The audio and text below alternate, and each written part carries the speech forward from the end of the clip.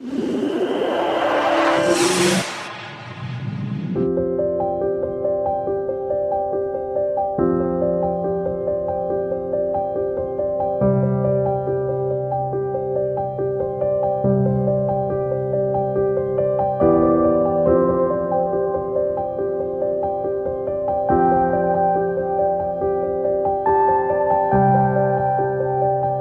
मेरे भाइयों बहनों, आपको मैं आज लेके आया हूँ गोविंदा से जुड़ा एक महत्वपूर्ण स्थल पर, जो कि गोविंदा के इतिहास से जुड़ा हुआ भी है। उसके साथ गोविंदा की जो ब्यूटी है, जो नेचर से उसका, वो देखने के मिलेगा। आप देख रहे हैं जो तालाब के यहाँ जो खड़ा हूँ, वो गोविंदा का सबसे महत्वपूर्ण तालाब है, सबसे बड़ा तालाब है, जिसको नाम दिया गया है राणा राव तालाब। इसके 2-3 अर्थ निकलते हैं। अगर शाब्दिक रूप से अपन देखें उस तालाब के बारे में, तो राणा और राव, गोविंदा के जो राजराणा थे, उनको राज की उपाधि दी गई थी, राजराणा उनको कहा जाता था। और राणा शब्द जो बना है वो महाराणा से बना हुआ है। गोविंदा पर काफ़ी समय तक मेवाड़ के महाराणाओं का आधिपत्य रहा है, और काफ़ी समय तक गोविंदा के जो मेवाड़ के महाराणा है गोविंदा में रहते भी थे। महाराणा क्षेत्र सिंह, महाराणा हमीर सिंह, महाराणा मोक्कल, महाराणा खेता, महाराणा कुंभा, उसके बाद महाराणा उदय सिंह, महाराणा प्रताप, महाराणा अमर सिंह, उसके बाद महाराणा राज सिंह। बहुत लंबी लिस्ट है जो कि गोविंदा से जुड़े हुए थे, और गोविंदा में काफ़ी उनका स्थायी रूप से रहवास था। आप जो देख रहे हैं वो तालाब काफ़ी बड़ा तालाब है, गोविंदा का सबसे बड़ा तालाब है, जहाँ पर पहले गोविंदा की जलापूर्ति भी होती थी। लेकिन वर्तमान में सुखेर का जो नाका बनाया गया, वर्तमान में जो सुखेर का नाका गोविंदा से जाडौल मार्ग पर आता है, वहाँ से पानी सप्लाई होती है। काफ़ी बड़ा बांध है, वो भी बहुत सुंदर दृश्य आप देख रहे हैं। गोविंदा जो, अगर मैं कहूँ तो मिनी मनाली के नाम से आप उसको कह सकते हैं, क्योंकि इतना अच्छी ब्यूटी आपको मिलेगी। पानी मिलेगा, चारों तरफ हरियाली मिलेगी आपको। आप देख सकते हैं जैसे आज बारिश का मौसम है, उस मौसम में बिल्कुल चारों तरफ आपको धुंध ही धुंध दिख रही है। जो मैंने आपसे उस दिन बात करी थी कि गोविंदा का नाम धौलिया जी पड़ा है, या जो धवल से जुड़ा हुआ शब्द है, वो इसलिए बना है क्योंकि पूरी चारों तरफ आपको दिख रहा है कि चारों तरफ धुंध सी धुंध बनी हुई है, चारों तरफ बादल बने हुए हैं, धुंध बनी हुई है। तो बिल्कुल एक धवल सा आसमान, धवल सा वातावरण अपन को दिखाई दे रहा है। बिल्कुल आप थोड़ी दूर से भी आप देख नहीं पाते हो कि इतना दूरी पर क्या चीज़ है नहीं है। तो काफ़ी इंपॉर्टेंट चीज़ है यहाँ पर। यहाँ ऊपर आने के लिए आपको चढ़ना पड़ता है, और उस चढ़ने के चक्कर में आप नीचे भी गिर सकते हैं। ऊपर वाला जो आदमी होता है वो हाइट की वजह से आपको एडवांटेज में गिरा भी सकता है। आज अपन जहाँ खड़े हैं वो राणा राव तालाब, जिसको रानी राव तालाब भी कहा जाता है, राणा राव तालाब भी कहा सकता है। जब मैंने इसके ऊपर अध्ययन करना शुरू किया तो काफ़ी लोगों ने बोला कि भाई राजराणा जो थे गोविंदा के, उन्होंने बनाया था। राजराणा से जो शब्द है उसका उल्टा करके राणा राव तालाब बना गया है। लेकिन जब मुझे पता पड़ा, किसी से और से पूछताछ करी, जब इस पर रिसर्च किया, तो मालूम पड़ा इसकी जो स्थापना है, ये इस तालाब का जो निर्माण है, वो संवत 1422 के लगभग, या जिसका अगर अपन एरा निकाले, करंट एरा निकाले, तो महाराणा मोक्कल के समय पर एक रानी ने बनाया था। काफ़ी इंपॉर्टेंट है, क्योंकि काफ़ी लोगों, जब मैंने जो पुरोहित वगैरह हैं पुराने, उनसे पूछा भाई इसको क्या बोलते हैं, तो उन्होंने बोला रानी का तालाब बोलते हैं इसको। ये बोलते हैं कि रानी रो तालाब है। रानी का तालाब जो उपवंश में राणा राव हो गया, तो कहता है कि रानी ने अपने जो पति थे उनकी स्मृति में बनाया, क्योंकि पुरुषार्थ के रूप से बहुत सारी चीज़ें अपने यहाँ जुड़ी रहती है। किसी की मृत्यु के लिए भी अपन उनकी जो तालाब हो, या अगर उनका निर्माण करवाते हैं, बावड़ी बनाते हैं, तो उनको जो मोक्ष प्राप्त होता है, या उनकी जो आत्मा है उनको सद्बुद्धि मिलती है। तो काफ़ी इंपॉर्टेंट तालाब है, काफ़ी बड़ा तालाब है। अब इस तालाब से जुड़ी अगर मैं आपको किंवदंती बताऊंगा तो आपको काफ़ी मजा आएगा सुनने के अंदर। कहा जाता है कि महाराणा यहाँ पे आते थे काफ़ी अक्सर चौमासे के समय, ताकि जो बारिश का समय होता है, क्योंकि गोविंदा बहुत ब्यूटीफुल इलाका है। बारिश के समय यहाँ पर देखने का बहुत ही अच्छा मजा है।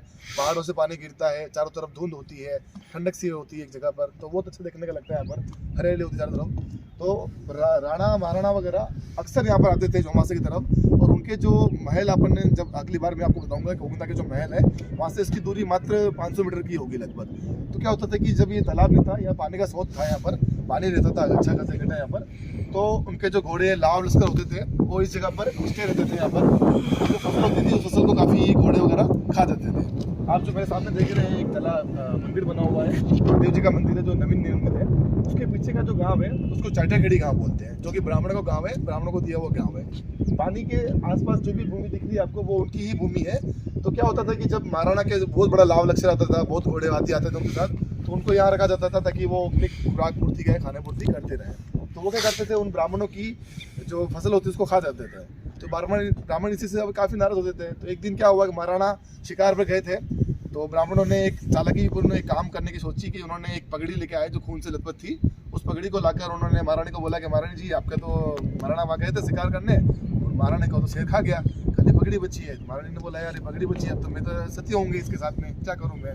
फिर उन्होंने सती के लिए तैयारी करी। जितने में महाराणा वहाँ से आ गए, महाराणा ने देखा भी क्या हो रही है। फिर रानी से बात बताई कि ऐसी बात हुई, और इन ब्राह्मणों ने मुझे बताया कि ये चीज़ें हुई थी यहाँ पर। फिर महाराणा बहुत गुस्सा आया, महाराणा को बहुत गुस्सा आया। उन्होंने बोला ठीक है, तुम इस जगह के लिए तुम ये करते हो, तो मैं एक काम करती हूँ, इस पे बांध बना देती हूँ, इसको तालाब बना देती हूँ, ताकि तुम्हारी जगह पूरी पानी में डूबी रहेगी, तो आपको पानी की जो भूमि है वो कुछ काम की नहीं रहेगी। ठीक है, बारिश के दिनों में यहाँ पर पूरा पानी रहता है, लेकिन बारिश के बाद जब गर्मी का समय आता है हल्का बहुत, जब इनकी उपजाऊ भूमि मिलती है, तो महाराणा ने एक तालाब का निर्माण करवाया, जो आपको देख रहे हैं, जो पाल बनी हुई है उस समय की पुरानी पाल बनी हुई है, अभी भी आप देख सकते हैं, जो लगभग 600 साल पुरानी पाल है। तो उन्होंने इस पाल का निर्माण करवाया ताकि पानी यहाँ बना रहे और उनके जो खेत वगैरह है वो सब यहाँ पे डूबे रहे। तो रानी के गुस्से की वजह से ये जो तालाब बना वो रानी राव तालाब, जो अप्रैल में रानी राव तालाब हो गया था, उसके काफ़ी नाम चलते रहते हैं, काफ़ी इंपॉर्टेंट नाम है, क्योंकि गोविंदा की ख्यात में भी इसका जिक्र मिलता है कि इस संवत में जो एक रानी थी उसने तालाब बनाया था। काफ़ी इंपॉर्टेंट तालाब है, काफ़ी इंपॉर्टेंट जगह है, क्योंकि इस जगह पर अगर हम देखें तो मेवाड़ के जो महाराणा है या जो भी राजपूत वर्ग वगैरह गोविंदा के जो है, उनकी जो समाधियाँ हैं या उनकी जो चिता दाह संस्कार होता है वो भी इस जगह पे होता है। आप मेरे सामने देख सकते हैं, अगर दिख रहा होगा आपको, वो चित्र जो नवीन बनी हुई है उसके पास में एक बरगद का पेड़ है, वहाँ पर भी एक बहुत इंपॉर्टेंट इस गोविंदा से जुड़े हुए तथ्य से जुड़ी हुई एक अच्छी रोचक सी एक प्रतिमा है, जिसको माता देवी की प्रतिमा कहते हैं। काफ़ी इंपॉर्टेंट प्रतिमा है। और उसके आगे अगर आप देख पा रहे हैं तो जो गोविंदा का महासत्य है, जहाँ पर महाराणा उदय सिंह है, उससे पूर्व महाराणा खेता, और उनके बाद जो भी गोविंदा के राजराणा थे, जो भी झाला वंश के राजपूत थे, उनकी छतरियाँ बनी हुई है। तो काफ़ी इंपॉर्टेंट एक इलाका है, बहुत ही अच्छा इलाका है और बहुत ही डेवलपमेंट इलाका है। गोविंदा की वर्तमान जो करण सिंह जी झाला हैं या उनके बाद के भी जो भी सरपंच वगैरह हैं, उन्होंने काफ़ी इसका अच्छा डेवलपमेंट किया।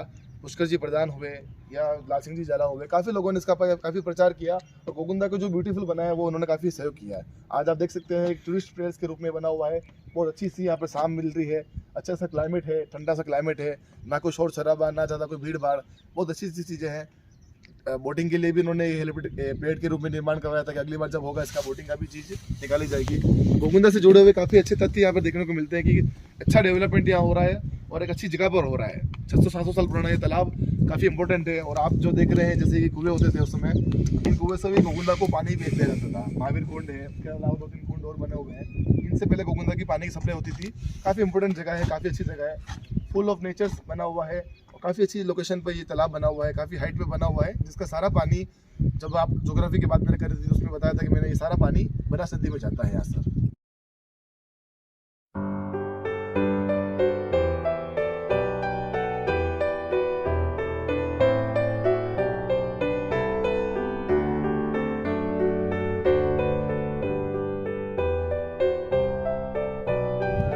जैसे आप देख रहे हैं अभी उसी तालाब के हम दूसरी जगह पर खड़े हुए हैं। यहाँ पर आप जो देख रहे हैं काफ़ी इंपॉर्टेंट जगह है, हमारी बड़ा वृक्ष है, यहाँ पे बरगद का पेड़ है, काफ़ी इंपॉर्टेंट पेड़ है काफ़ी, क्योंकि यहाँ पर जो आपको स्थान देखने मिलता है, गोविंदा से जुड़े जो भी कर्म होते हैं, जो भी मृत्यु के बाद जो कर्म होते हैं, वो सब यहाँ पे काफ़ी होते हैं, इंपॉर्टेंट रूप से होते हैं। काफ़ी बड़ा आपको तालाब, काफ़ी सुंदर तालाब आपको दिख रहा है यहाँ पर, काफ़ी अच्छी जगह है। जो मैं बात कर रहा था उस जगह, उस समय आप लोगों की एक इंपॉर्टेंट जो प्रतिमा मिलती है वो गोविंदा की यहाँ मिलती है। ये एक किसकी समाधि या कि अपन समाधि के रूप में कह सकते हैं, लेकिन काफ़ी इंपॉर्टेंट चीज़ है, क्योंकि यहाँ पर आपको 2 शिवलिंगों के 2 नंदी के अवशेष मिलेंगे आपको। एक तो व्हाइट पत्थर पे बना हुआ नंदी है और एक ग्रीन पत्थर का बना हुआ नंदी है। व्हाइट पत्थर काफ़ी इंपॉर्टेंट होता है, डेकोरेट मतीरियल होता है। ग्रीन जो होता है वो भी काफ़ी इंपॉर्टेंट होता है, क्योंकि ये लोकल पत्थर है, पलेवा की जो घाटी है जाडोल के पास वाली, उसमें निकलता है। यहाँ पर भी एक शिवलिंग था जिसके जो भी ग्रीन पत्थर का बना होता है, तो वो टूट चुका है अभी।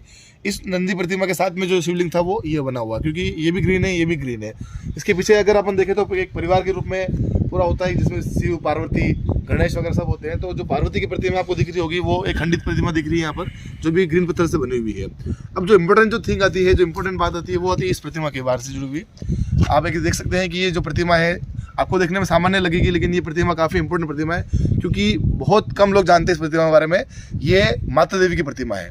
अगर आप ध्यान से देखेंगे इस प्रतिमा के ऊपर कि माता देवी की प्रतिमा क्यों है या कैसे क्यों इसको कहा जाता है, तो जैसे मैं आपको बताऊंगा इस प्रतिमा के बारे में। एक सिंपल सा डेकोरेट पत्थर है जो कि 1 फीट का है, लगभग 1 फीट चौड़ाई, 1 फीट लंबे होगी। माता देवी की प्रतिमा में अगर आप देखेंगे तो आप बोलेंगे ये तो सिर बना हुआ है, ये तो दुर्गा की प्रतिमा है या देवी की प्रतिमा है। माता देवी की प्रतिमा क्यों है? क्योंकि यहाँ पे आपको दिख रहा होगा एक बालक जो इनका स्तनपान कर रहा है। आप इसमें देख सकते हैं एक बालक है यहाँ पर जो उनकी गोदी में बैठा हुआ उनका स्तनपान कर रहा है। माता देवी है जो कि पूरे संसार को पालने वाली है। ये एक पृथ्वी के रूप में है, ये एक मानव के रूप में है, जो मानव की उत्पत्ति करती है, उसको पालन पोषण करती है, वो एक माता देवी की प्रतिमा कहलाती है। बहुत डेकोरेट प्रतिमा है, आपको देख सकते हैं यहाँ पर उनका धनुष बना हुआ है, सॉरी उनका त्रिशूल बना हुआ है, ऊपर एक योगिनी बनी हुई है, आप आराम से देख सकते हैं इसके अंदर योगिनी बनी हुई है, उनका मुकुट बना हुआ है, साफ सुथरा मुकुट बिल्कुल ही उनका। दोनों हाथों में उनके पद्म है, कमल के रूप में जो उनके हैं पद्म बने हुए हैं। माता देवी बच्चे को गोद में लिए हुए है। उनका श्रृंगार देखिए आप, कितना अच्छा उनका श्रृंगार कर रखा है। यहाँ पर पूरा डेकोर पीस है, जिसे लगता है कि यहाँ किसी ने हार पहना रखा हो उनको। जी। बैठक की मुद्रा में है, वरस्त की मुद्रा में है, आशीर्वाद देते हुए है। साथ में उनका जो वाहन है, जिसको अपन सिंह बोलते हैं, शेर बोलते हैं, वो उनका वाहन आपको भी यहाँ पे दिखाई दे रहा है। काफ़ी इंपॉर्टेंट प्रतिमा है। जब इस प्रतिमा के बारे में मैंने जो विशेषज्ञ होते हैं, प्रतिमा विशेषज्ञ, उनको पूछा कि मैंने कहा सर प्रतिमा कितने पुरानी हो सकती है, कहाँ हो सकती है। देखते उनके मुँह से निकला, यार वाह क्या प्रतिमा लेके आए तुम मेरे लिए यूँ। और वो खुश हो गए। उन्होंने बोला कि कम से कम 1000 साल पुरानी ये प्रतिमा आप आराम से मान सकते हो, क्योंकि काफ़ी इंपॉर्टेंट प्रतिमा है। ऐसा भी जब मैंने इस शोध पे कार्य कर रहा था, तालाबों के ऊपर कार्य कर रहा था, तब देखा मैंने बताया गया कि तालाब का अगर जो निर्माण करवाते हैं, ये निर्माण जो भी होता है उसके साथ एक मंदिर जरूर बनाते हैं, क्योंकि मंदिर बनाने से उस तालाब की पाल को उसको मजबूती मिलती है और वो स्थिर रहता है, ताकि वो कभी गिरे नहीं है, इतने सालों में कभी वो खंडित ना हो, पाल कभी टूटे नहीं है। तो ये जो प्रतिमा है ये तालाब के साथ जुड़ी हुई थी। काफ़ी इंपॉर्टेंट प्रतिमा है, जो कि गोविंदा की सबसे हिस्ट्री की सबसे अच्छी प्रतिमा है। इतनी डेकोरेट प्रतिमा गोविंदा में कहीं आपको प्राप्त नहीं होती। काफ़ी इंपॉर्टेंट प्रतिमा है ये, काफ़ी इंपॉर्टेंट जगह है जो आप मेरे सामने देख रहे हैं। वो सब गोविंदा के जो राजपूत वंश के जितने भी राजपूत है, जो भी कास्ट के राजपूत है, उन सब की यहाँ पे शमशान वगैरह जो है वो यहाँ पर स्थापित है। बाकी जो अदर जो कास्ट है, जैसे कि सोनी है, ब्राह्मण है, या अदर जो भी कास्ट है, उन सब की जो शमशान है वो पुराने गांव जो दोइंदा था उसके अंदर स्थापित है। ये तालाब का जो निकासी का क्षेत्र है वो आपको दिख रहा है। बहुत बड़ी पाल है इस तालाब की, काफ़ी अच्छी बनी हुई है, सुंदर बनी हुई है। ये जो नाला जा रहा है उसको रायका नाला कहा जाता है। रायका नाला कहा जाता है, जो कि भुज में जाता है इसका पानी, और उसका भुज का पानी पानेर होता हुआ सीधा कठार नदी में जाता है, और कठार नदी से ये पानी बनास में निकलता है।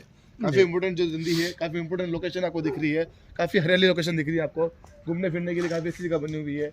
वर्तमान में जो डेवलपमेंट किया गया उस डेवलपमेंट आप देख सकते हैं कि छतरियों का निर्माण किया गया है। काफ़ी अच्छी लोकेशन है, आप आके बैठिए आराम से, आप अपने साथ एंजॉय कीजिए। बहुत अच्छी जगह यहाँ पर है, काफ़ी अच्छी लोकेशन आपको यहाँ पर देखने को मिल रही है।